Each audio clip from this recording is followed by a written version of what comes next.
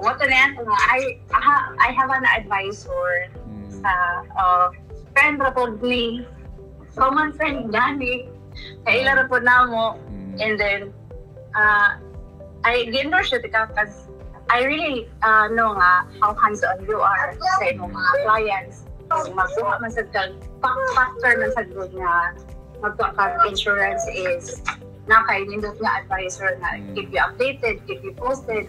Because in every emergency, tama magod among daganan. Mo to na ako sa iyo, at least the risk yun ka. Kay mo mas ako nakita ko mo kayo ko aside sa mag-choose ka o well-established mga insurance company, you need to also choose a reliable advisor.